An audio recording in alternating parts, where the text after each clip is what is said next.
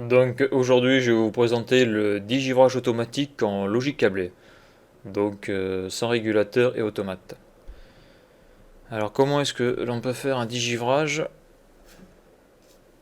Ah bah sans régulateur, donc à l'époque ils n'avaient pas de régulateur, ils faisaient donc ça avec des contacts et des pressostats. Donc cette vidéo est la suite de la vidéo 320 PAC pompe à chaleur Palmyre 75. Donc ça c'est pour avoir le schéma de puissance en plus, plus la vidéo, quoi, les visuels, les photos des appareils que je vais montrer dans cette vidéo. Donc voici le schéma de commande, voici la partie du schéma que je vais expliquer.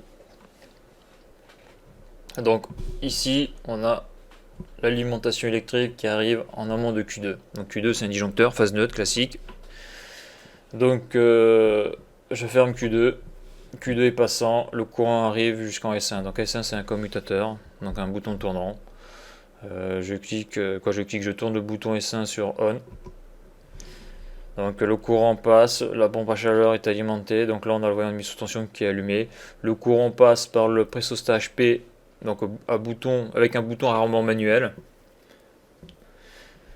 Donc il est passant. Le thermostat est en demande. Donc on est sur un condenseur 1 Donc ce thermostat est sur la boucle d'eau chaude, pas de chauffage, du chauffage. Donc le courant passe et arrive sur la tempo de travail. Donc cette tempo de travail, bon, ici elle est réglée sur 100 secondes. Son but est de protéger le compresseur des courts cycles. Donc la temporisation s'effectue, donc c'est une travail. Au bout de 100 secondes, le contact à l'intérieur se ferme, le courant passe. Le HBP, donc le pressostat HBP est passant. KM1 est alimenté. Donc KM1 c'est la bobine du contacteur qui est excitée. Le contacteur se ferme, le compresseur fonctionne. Donc comme KM1 est fermé ici, le NC est sourd. Donc il coupe le voyant défaut pack. Le contact KM1 se ferme, donc le courant passe par ici. Il passe par le NC de la tempo au travail T2 cruisé. Donc j'ai fait une vidéo aussi dessus. Intéressante à voir cette tempo, une vieille tempo des années 80, début 80. Donc KM2 est excité, le contacteur colle, le ventilo évaporateur fonctionne. Et on voit que le courant arrive au KP61. Donc le KP61 c'est un thermostat dont le bulbe est enfoncé dans l'évaporateur. Donc comme je l'ai marqué ici, c'est un thermostat qui servira à indiquer la fin du digivrage. Donc je passe à la diapo 5. Donc la pompe à chaleur est en fonctionnement, donc la température dans l'évaporateur chute. Lorsque la température arrive à 2 degrés, le thermostat, le KP61 se ferme. Le courant passe et s'arrête au pressostat BP qui est à 45 PSI. Donc c'est un pressostat qui est donc sur la BP. Et c'est un mini pressostat, donc c'est un pressostat qu'on ne peut pas régler, il est déjà réglé en usine. Il est réglé à 3,1 bar car à 3,1 bar, à la relation pression-température du RF22, ça correspond à une température de moins 6 degrés. Donc ce pressostat, son but, c'est d'indiquer le début du digivrage à l'installation. Donc pour le moment, on est au-dessus des 3,1 bar, le contact reste, le NC reste ouvert. Donc la température dans l'évaporateur atteint les moins 6 degrés. Donc le mini pressostat 45 PSI se ferme. Le NC se ferme, le NO s'ouvre. Ce qui alimente la tempo travail T2 cruisé. Donc cette tempo est réglée sur 60 secondes. Donc j'expliquerai l'intérêt de mettre une tempo travail à la fin des diapos. Donc une fois que les 60 secondes sont écoulées, la tempo travail donc fait son boulot, elle bascule. Donc le NO se ferme. En se fermant, donc, elle alimente le voyant qui indique le digivrage. Et ici, c'est la bobine de la vanne 4 voies. Donc la vanne 4 voies qui inverse le cycle. Donc voilà. Donc en basculant, le contact INSEE s'ouvre.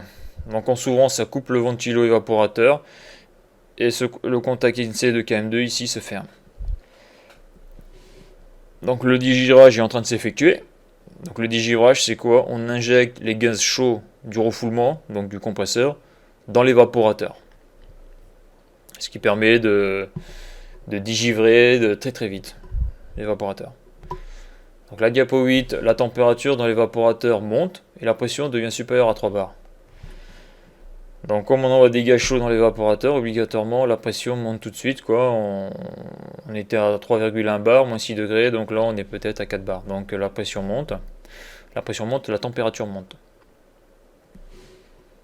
Donc l'installation continue toujours à digérer.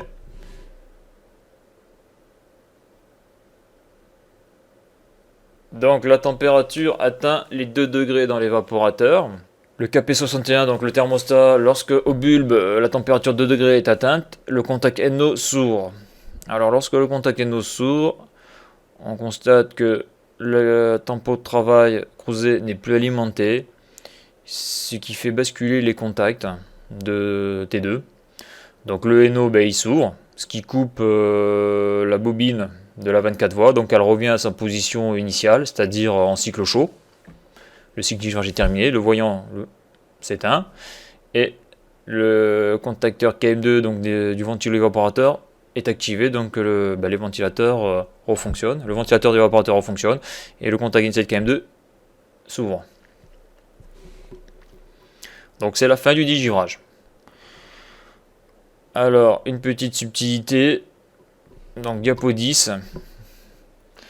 Donc lors du basculement de la vanne 4 voies, la BP peut chuter sous les 3,1 bars car la ligne liquide est pleine de vapeur.